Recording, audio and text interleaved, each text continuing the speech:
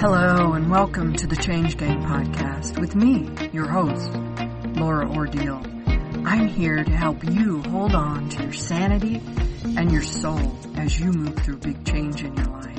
I'm here to guide you, inform you, and hopefully help you to triumph over trauma and the long list of symptoms that come along with it. This podcast series is to bring knowledge, share stories, and open up conversation around hope for those of you that suffer with the difficulties that present themselves in your life, from diagnosed or undiagnosed trauma.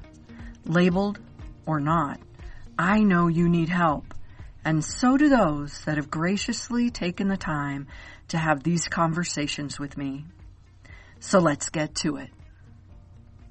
Welcome to the week, Change Gang. I have a wonderful guest. His name is Darren Johnson. He's a certified hypnotherapist, and he's so fun to talk to. I got to talking to him before I hit record and almost forgot that we're actually here to podcast. So let's start with the podcast. Thanks for being here, Darren. I appreciate it. You're welcome. I'm going to dive in a little bit because we started talking about your training and why you chose to do it, what happened for you. So let's backtrack just a little. You told me that who you studied with, and you can share that, but talk about the process for yourself of becoming a hypnotherapist, what that process was like for you. It's almost, I want to say, I can't believe as well, because so much has happened, but it's almost a year ago. Primarily my background before this was SEO and content writing, and I was with the same company, which is a German company, and everything was fine until one day, it happens to many people, and we're seeing it now, where they just said, your services are no longer required, and they made up a bunch of excuses, and they left me. I'm not ashamed to say that I was a bit of a mess, because as you can imagine, losing a job is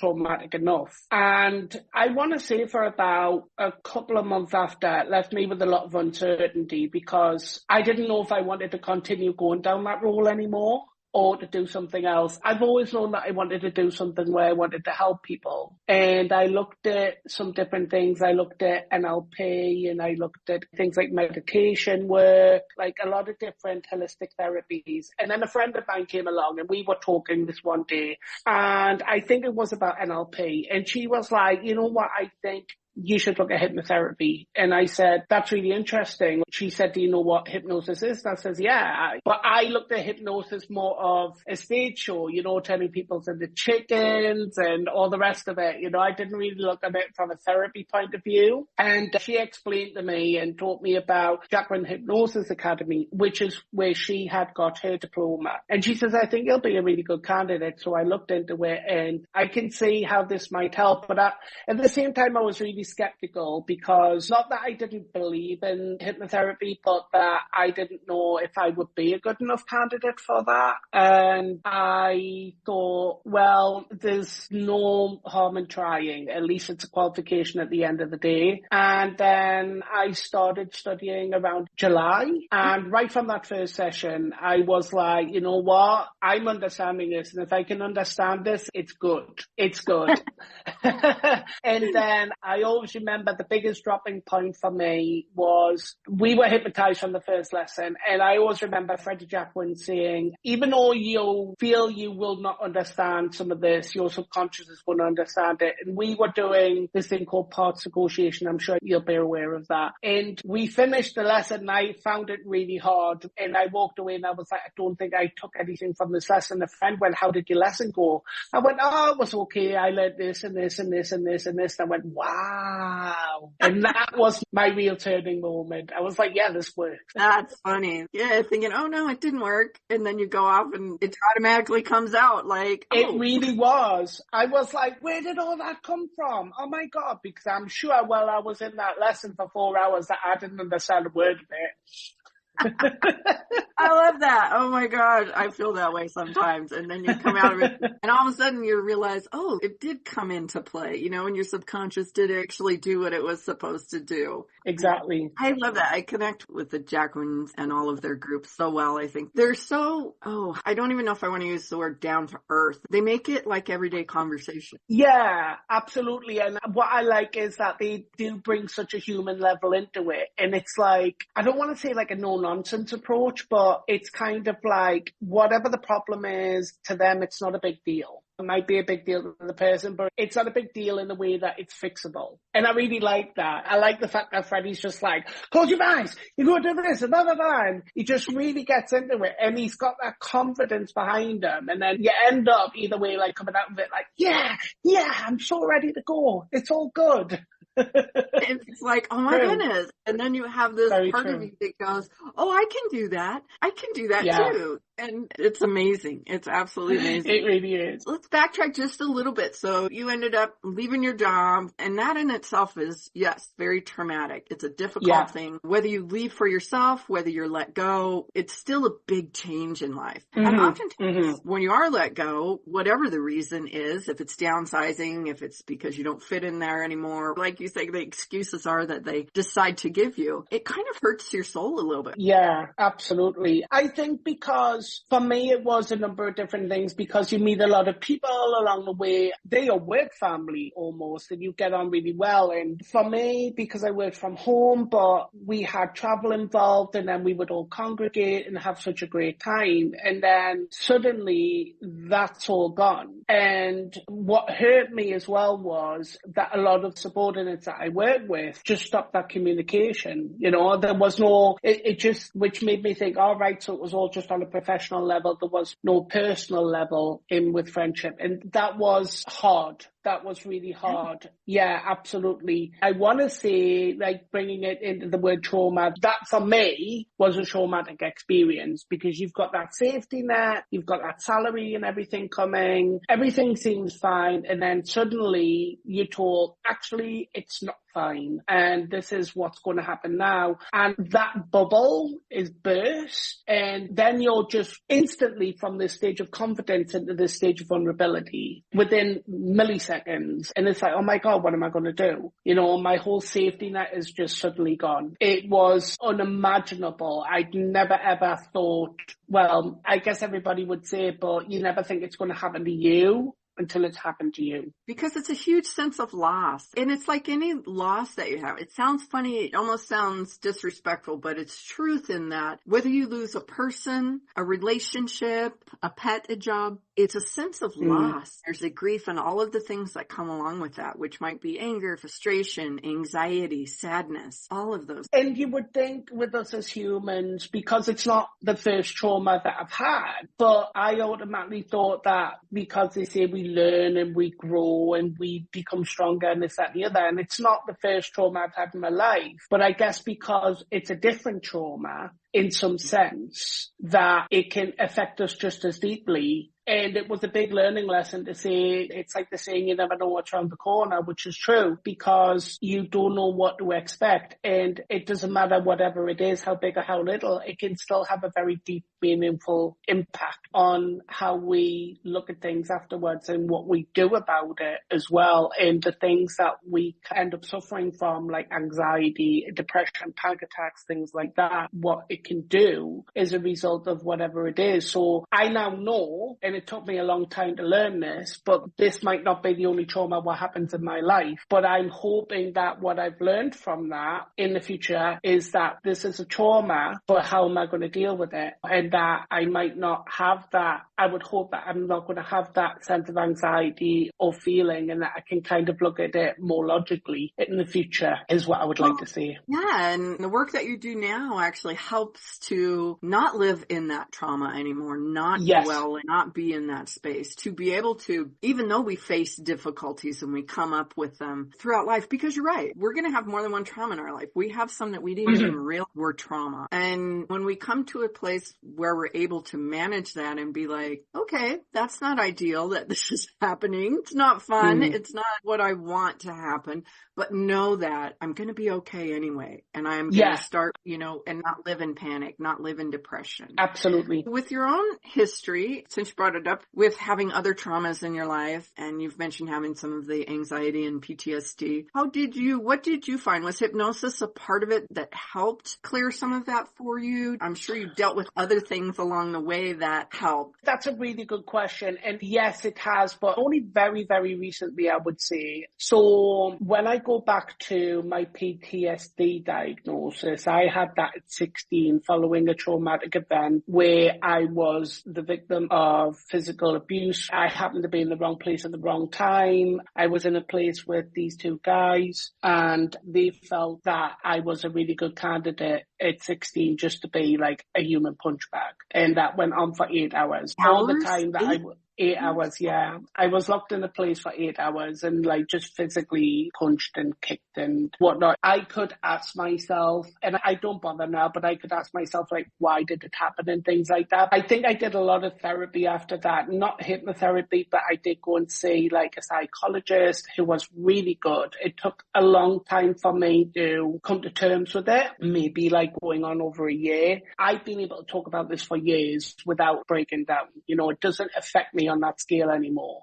And even that isn't the first trauma, because the first trauma, I lost my mom when I was 9 years old. And even then, you would think that would be the first, and it wasn't. When I found out was the first trauma, I was hypnotized by a lovely, lovely lady, and I'm going to give her a shout out. She's called Anne Castro. She was in my group on Jacqueline Hypnosis, and I was talking to her because at the time I was still going through these confidence issues since losing the job. And I love Anne because Anne is very direct in her questioning. So she's like, I don't think you're giving me the whole story here. So she delves and delves until she gets to the root. And then she kind of attacks that root, likes to dig it up and make it fresh. And she put me under hypnosis. And something I completely forgot was a long, long time ago. I mean, I'm 44 now, was about 7 years old. And I remember it clearly on the hypnosis is that my mother was lying asleep on the sofa and suddenly she had a seizure. She wasn't epileptic, she just had this seizure. And 6 or 7 years old, you don't even know what epilepsy is. So it was alarming. And I remember running to get my dad and my dad coming down. But I remember my dad saying, you know, come on, breathe, breathe. And I'm clutching onto a wall thinking, what do I do here? You know, I didn't know what to do with this. And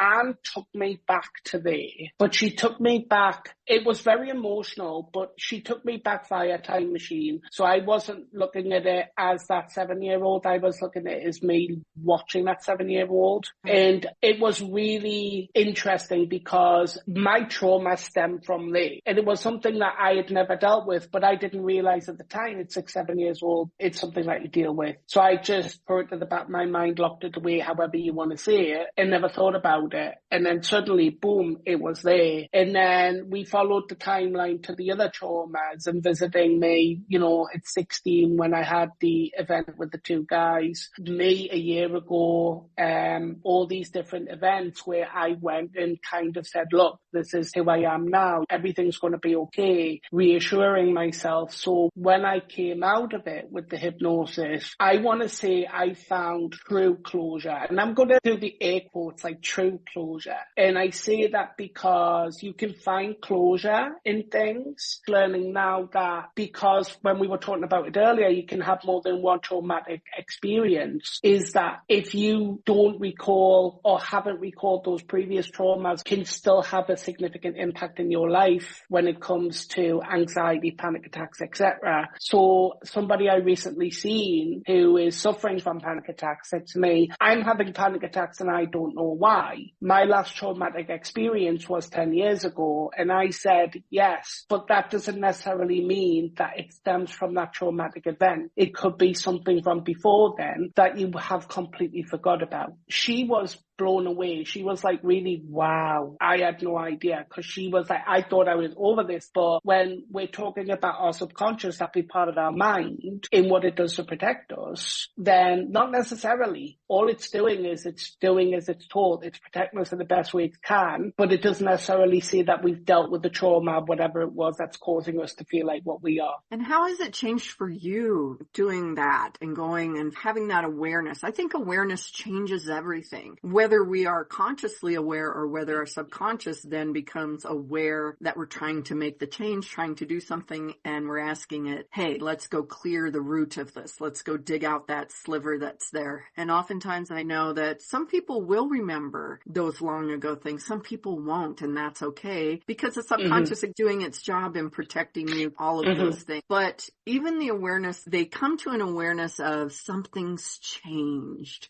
It's so interesting when you're dealing with people and all of a sudden they're like, I don't know that I remember anything, but something's changed and there's that awareness. So for you really have the visual and the awareness kind of in the observer mode, watching it happen. And how has that changed things for you going forward, for yourself personally? In a way, it was almost like my subconscious saying to me, it's a brand new day. Day one is started all over again and you can truly move forward. And I don't regret that at all, even at the fact that I'm middle-aged now, because I would say that even in my 20s and 30s, I've had a great time, great experiences. And yeah, I probably did have pitfalls where anxiety somewhere along the way has crept up, but it hasn't controlled me. But with the help of the therapy at 16, I was grateful to have that, and that helped me as well. So where it affected me still before that was things like walking out on my own at night, or if there was a group of youths, well, I wouldn't like to be on the same side of that road. I'd automatically want to cross over. Now that wouldn't faze me at all. And that's only recently. So I wouldn't have a problem with going through. And it's not, I wouldn't say that if I had a situation like where I felt threatened, would I feel any more confident? Because who would at the end of the day? But it wouldn't be the first thing that comes to mind. So I'm not going to fear the worst of everything now. And again, that's only kind of recent because I've been able to fully close on everything and not have to live under my label, where I feel that I can now say, yeah, this is the start of a brand new day. I can confidently move forward. And now I can look forward to the next 40 years of my life.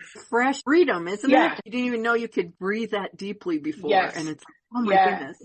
And the interesting thing is, after the session with Anne, it was almost like a hole was there, but it wasn't like losing a part of you. It was like a part that needed to leave, but it's like a hole that needs to be filled that you know will fill, but with all the good stuff, because all that bad stuff's kind of left. So it's like out with the bad and in with the good. Yeah, it opens it up. It clears out what you no longer need, and it really allows the things in that you want, that you do need to move forward, and to really boost you going in that direction. Absolutely. I think it's wonderful. And it's so exciting that you're starting on an adventure of helping people and doing that, because when you can see it, it's just amazing that it's like, yes, I think how it happens for a lot of people, they're like, I want to do this for other people. I want them to feel this. Now, I would say to anybody with the openness to look at something like hypnosis and never think that they're not worthy of it, because that's how I thought right from the beginning. I looked at hypnosis like all alongside the medical field. You know, I just thought it was hand in hand. And I'm like, well, I'm not a doctor. I'm not a psychologist. I'm not anything like that. So would I be a good candidate? And then when I realized and learned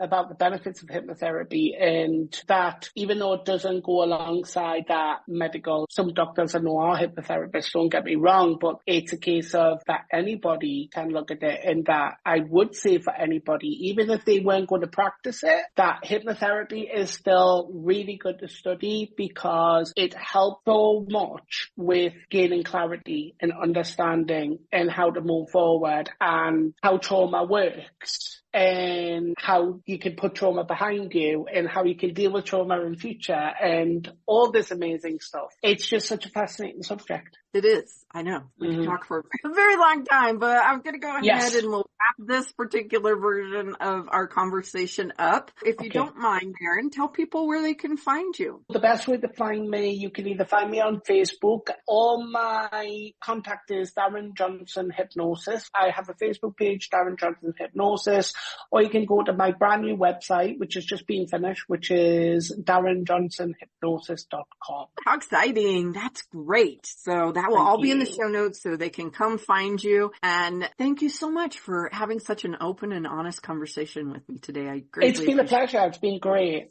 All right, Change Gang. I hope that you go off into the week and have a great one, and that you meet me right here, same time next week. Ciao. I hope today's episode was interesting and helpful to you in some way.